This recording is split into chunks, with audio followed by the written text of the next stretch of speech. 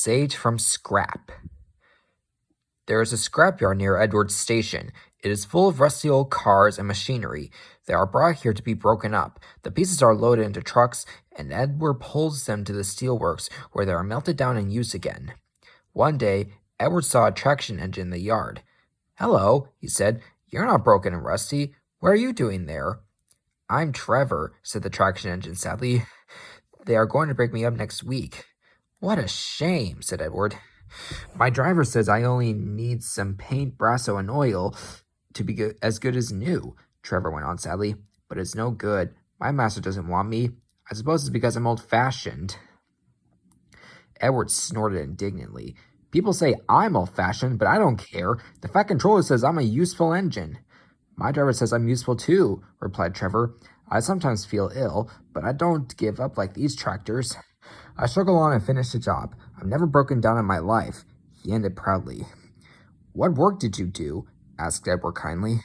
"My master would send us from farm to farm. We threshed corn, hauled logs, sawed timber, and did lots of other work.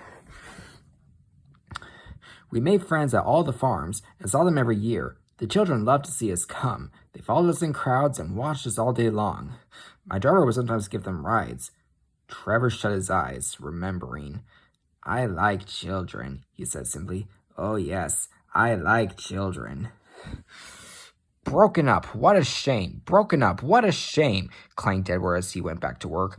"I must help Trevor, I must!" He thought of the people he knew who liked engines. Edward had lots of friends, but strangely none of them had room for a traction engine at home. It's a shame, he hissed as he brought his coaches to the station. Then, "Peep, peep," he whistled. "Why didn't I think of him before?" Waiting there on the platform was the very person. "Morning, Charlie. Morning, Sid." "Hello, Edward. You look upset." "What's the matter, Charlie?" he asked the driver. "There's a traction engine in the scrapyard, Vicar.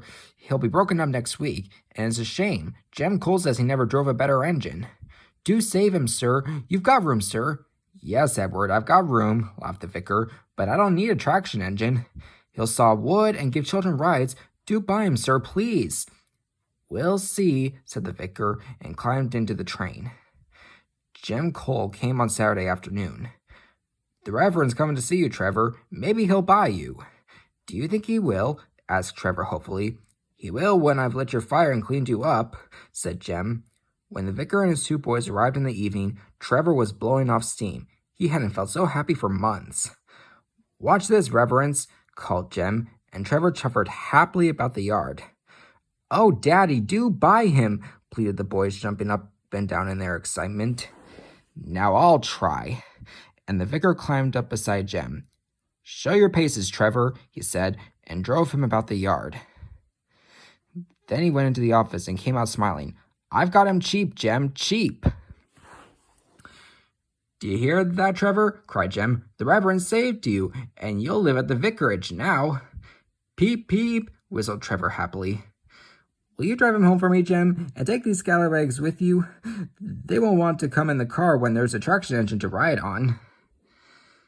Trevor's home in the vicarage orchard is close to the railway, and he sees Edward every day. His paint spotless and his brass shines like gold. He saws firewood in winter, and Jem sometimes borrows him when a tractor fails. Trevor likes doing his old jobs, but his happiest day is the church fete. Then, with a long wooden seat bolted to his bunker, he shovels around the orchard, giving rides to children. Long afterwards, you will see him shut his eyes, remembering. "I like children," he whispers happily.